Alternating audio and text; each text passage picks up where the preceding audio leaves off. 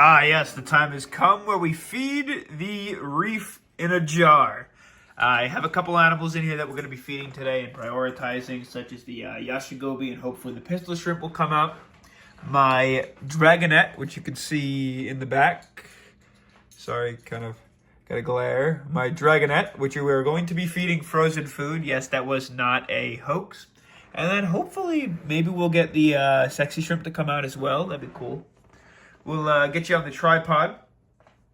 I'll explain to you how I went about training my Dragonet onto frozen. Obviously, that's a very popular topic in the hobby. Something that everyone seems to think is super challenging, but I've had all right luck with it.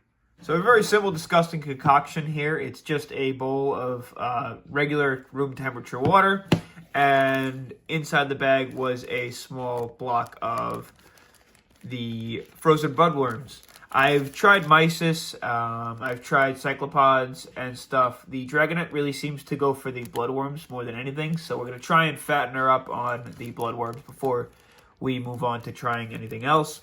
And I do also offer a diet of brine shrimp and copepods in the event that she's not willing to go for these guys. I didn't feed right when I woke up this morning when the lights went on. I actually waited a few hours this time, so she should be hungry. Hopefully, she'll be more ready to take the frozen and prepared foods. And there's a few tricks that I have up my sleeve. I do not broadcast feed. I find broadcast feeding to be unsuccessful with the Dragonet. I do turn off the power, so I'll unplug that now, that small pump, so the Dragonet has time to look for the food. You will notice with the Dragonets, they like to tend to kind of like stare at the food, like they really probe it for a minute, make sure they want to eat it, and then they eat it. And she won't take food that's already fallen on the floor. It has to be moving in the water column. The other thing that I've noticed to make things more successful, I use my tongs. These are awful tongs. They're even starting to rust a little bit, which I need to get new ones. I'll probably just get plastic, but don't get tongs off Amazon. Make sure you get like high quality tongs. One thing that I have noticed is if you do put a lot of food in, the fish tend to get a little confused, and they tend to like look around trying to figure out which one they want to go after, which one looks most enticing. So a lot of the time what I'll do is I'll try and get her up to the front, or at least find where she is. For today, we'll get her up to the front so you can see, and I will offer 1 to 2 worms at a time so she can really cycle in on the single bloodworm, and hopefully we'll get her to eat. So let's take a bloodworm out. Sometimes it's a little bit more challenging to grab just one, but trust me, it's worth it for the time being. I think a pipette might be better, right? There's the turkey basters. And let's figure out where she is. So she's in the back. That's not really very helpful. Hopefully we can trail her up front. That'd be good. Let's see. We'll offer one to the Yashigobi. And they're floating. Come here. She's gonna go for that one. I'm gonna take this one away so she could focus. Boom. I don't know if you saw that. Let's try and move the camera a little bit. No, wait, come back. I have more for you. Come here. Come here, look. Look. Look. Look, a worm. A pretty little worm. Boom. And hopefully before she disappears, the Yashigobi's still pretty skittish. She's used to me by now. Hopefully we can get her to stay out in the front of the tank. Let's offer another worm. Trying to train her to eat in the front. I grabbed a little too many. There's one falling. Hopefully she sees it.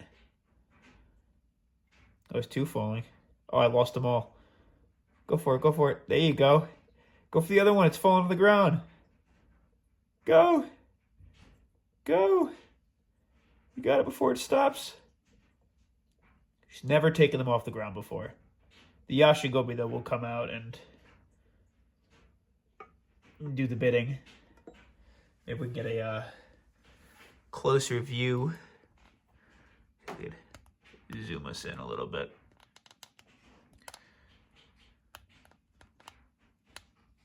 After the Yashigobi warms up, he starts going kind of nutty. We'll broadcast feed after we get her to eat a few. It's just really important, obviously. It's not a fish that, since they're so active, they do lose weight pretty quickly. Come back.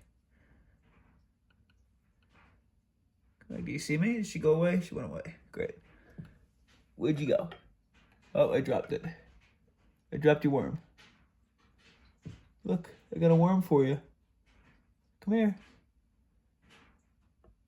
She's getting more used to the tongs, too. You see it? It keeps floating to the top. Come here.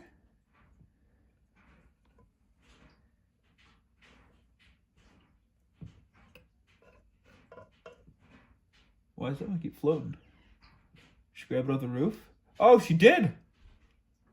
She grabbed it at the top of the tank. I don't know if you guys saw that. That's awesome. So yeah, the bloodworms are definitely key. She seems to love them. She won't take them out of my tongs, though. Definitely, like, we'll chase the tongs, as you can see. There we go. We got a little piece of worm. Where you at? Where'd she go? Did you guys see where she went? Always goes right back to the back of the tank. We'll see if we can call her out. There she is in the back left. You can see her shadow. Come on. My thumbs are starting to cramp up. Oh, think we got her attention.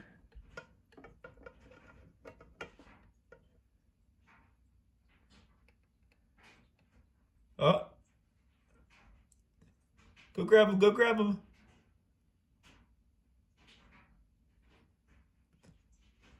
Boom. Will she get that piece off the rock too? I don't know if you could see it. Oh, you spit it out. Oh, there you go. Come on, swallow it. Come on, there you go. Okay. There should be a piece on the rock right there. Oh, I got a worm in my tongs. Perfect.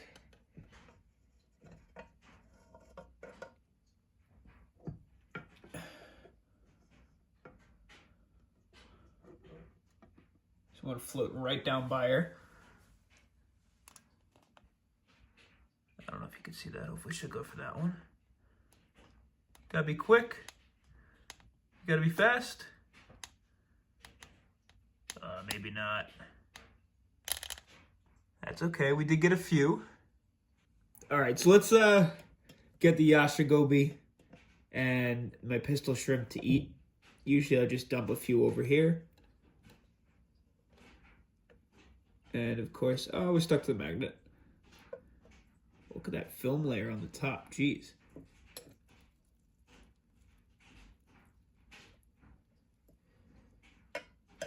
Because Mr. Yasha grabbing some snacks. He's always a pretty aggressive feeder, which is crazy because most of the time he's super skittish anyways.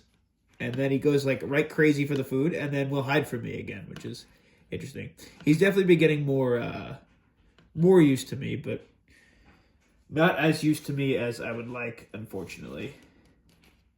Try not to overfeed since it's just a small system, but there are some shrimps and crabs and stuff in there too that need feeding. Oh, there we go. Sauerkraut's also out and about. Come on, grab that piece. Boop. Boop. Boop.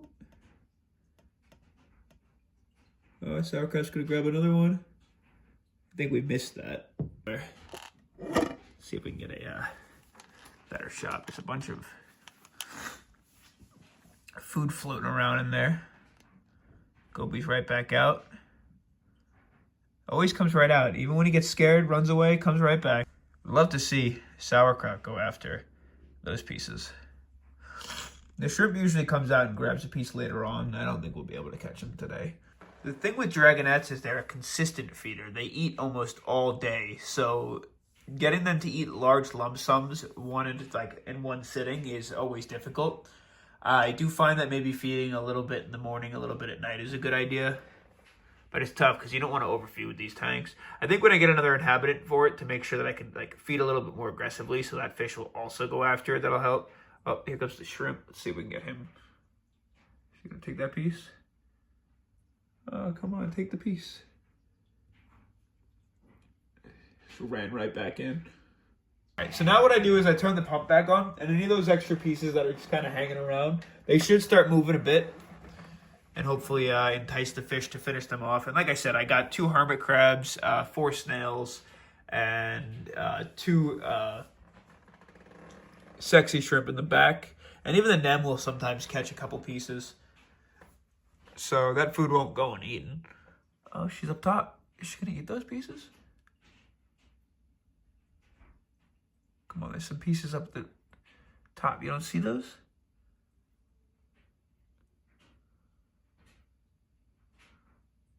Still a little skinny, but this is huge.